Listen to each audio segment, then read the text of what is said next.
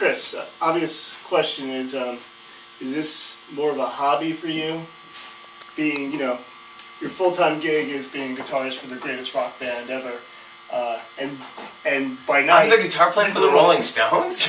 What? When did I get that gig? I thought you were the guitarist for Roxette. Oh, well, yeah, exactly. That was in a past life. So, yeah, I mean, how important are the Peasants to you? Well, it's very important. I always refer to it as a side project, but I always kick myself after I call it that, because really, like, in the last couple of years, we were on this sort of long hiatus from Foo Fighters stuff. So when I made the record, and all the stuff sort of surrounding the record, whether it was like writing the songs or working on the album cover artwork or all the stuff you got to do to sort of get a record out, it was really like my sole focus. So it wasn't like I was like juggling, I'm doing this Foo Fighter thing and this Gimme Gimme's thing and this Dead Peasants thing. It wasn't like that. So when I was working on it, it was like that's all I was working on. Right. And then now Foo Fighters are going to get busy again, and then I'd love to do another one of these records in a year. Cool. So so whenever I can. I have to ask you, Dave Grohl has to be in every rock band. So did he try to get into this side project of yours or no? He did not. Okay. But we can start that rumor here that he did. And I told him, no way, you're not making the grade. No, I interviewed a couple months ago Taylor, who was touring for the Coattails, and I guess it's kind of similar, your sound versus the Foo Fighters sound. Like, do you find that fans of the Foo Fighters go to your show and they're like totally blown away how different the sound of your record is?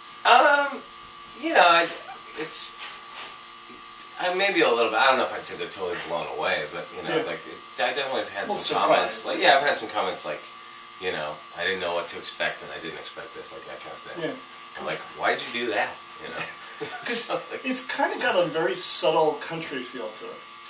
Yeah, you agree with that? Yeah, well, for sure. I mean, there's a ton of pedal steel on it, and acoustic guitars and stuff like that. And it's sort of that, it's heavily influenced by country and things that are influenced by country. What's the difference getting ready for one of your shows with the Peasants versus like the Foo Fighters show, where you have the built-in audience versus? Well, the show itself is so different. Oops, I'm a total rookie. First time doing an interview. Lunch is ready.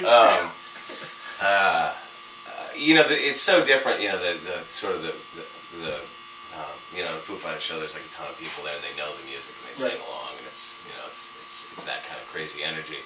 Whereas with this, it's like you're playing to a handful of people in a bar, and most of them, I don't think, even though the album's been out for like a month or something now, like maybe a few of them are a little more familiar with the music or have at least heard it.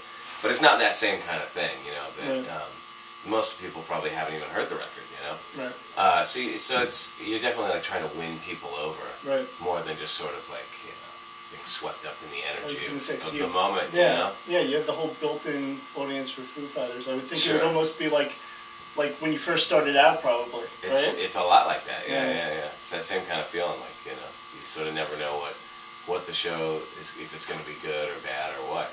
But the show's been really fun. People seem like they're having a good time. So. And we were talking earlier. This is actually we're here at the Mercury Lounge. I'll start the interview mid-interview. Sorry. There you go. We're at Mercury Lounge now. This is your last night, right? And you did 12 dates, you said? I think so. 12 dates on this run. We started in Minneapolis, kind of worked our way around the Midwest. We got like as far down as Nashville. Okay. We went up into Canada for a couple shows and kind of around the East Coast. So. Okay. Try to hit as many places as we could because I had like a little finite window. I just had these a couple windows this summer because Foo Fighter stuff was sort of starting back up again with some rehearsals, so I had like these little gaps that I could fill. And we did a couple of West Coast tours, and then we did this. Now I know it's fairly early in the game with the next Foo Fighters record. I mean, is there any glimpse you can give me into the sound versus the last album or any of that stuff, or is it? Well, I think the sound's probably going to be different because we're going to record this album on tape. Dave really wants to do it on tape, and he set up his studio at his house to do that. So that alone should make a difference. Right. But also, I think the songs are from what I've heard, the stuff that we've worked on so far, it's all pretty rockin'. It's sort of the more up tempo rock and roll kind of stuff that Foo Fighters do, as opposed to the more sort of like piano ballady stuff that there was a lot of on the last couple of records.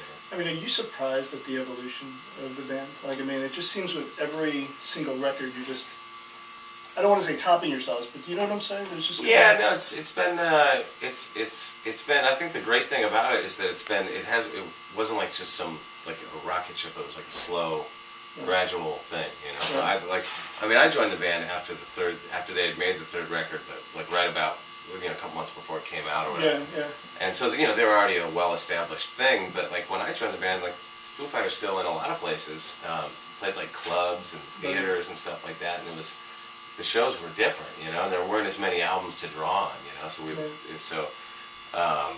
it's changed a lot through the years, you know. And it's a good thing. You know, Dave is kind of the quintessential. Did I even remotely say that word right? Frontman. Did I come close? I don't know. Sure. Yes. What would you say is the difference between Dave, you know, fronting a band and you fronting a band? I know that it's kind of on a different level, but I'm just curious. Like Dave is very, very talented at whipping a crowd up. You know? Yeah. Which is interesting because he wasn't quite like that when I first joined the band. That was sort of that really came into being. I remember. In like 2000 or so, we went on this tour opening for the Chili Peppers, and it was like the first tour that I had done with them that was in arenas and stuff. Yeah. And it was a different thing, and he really like grabbed the moment, you know, and became that kind of a front man. And he wasn't quite like that, prior to that, I don't think. And how are you? I'm not like that at all. You just totally chill. You play your songs and get the hell out of it. Well, it depends on the crowd. We played down in Philly last night, and it was like it just had a silly vibe to it. So it's just I don't know, it was silly. I make fun of our keyboardist a lot. What is that? That's my trick. Because you gotta say something. Yeah, that's true. It's worse if you just stand up there on mute. Right. All awkward and uncomfortable. I'm not, I don't go out there. I'm not David Lee Roth. I don't do that. It's not that kind of music, But I'm trying my best. So when do you think? I mean, maybe the next. I mean, this is going years from now, probably.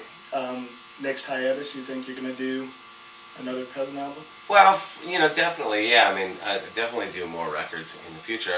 My little fantasy is that over the course of the next couple of years, while Foo Fighters are touring, when Foos tour, we always have like gaps and stuff between tours. We don't go out for more than 2-3 weeks at a time, and then we'll be home for a couple of weeks.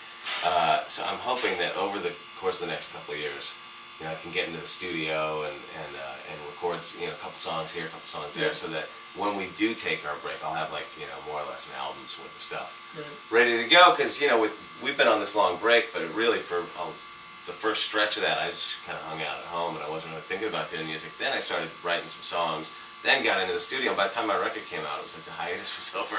So I couldn't really tour it the way you really want to. It'd be great if we could go all over and but there just isn't time yet. So 2012, 2015. There you go. Somewhere in there. So you're already booked for the next couple of years. Yeah. I mean, Foo Fighters' schedule is getting stacked up way off into the distance, so that's... Would you ever jump on a Foo Fighters song? Like I know Taylor did Cold Day in the Sun. Would you ever do something like that? I mean, it's probably wouldn't ever be an option. But if it was, yeah, sure, why not? Of course. All right, then. Yeah. Well, thank you. Right on. Thank you.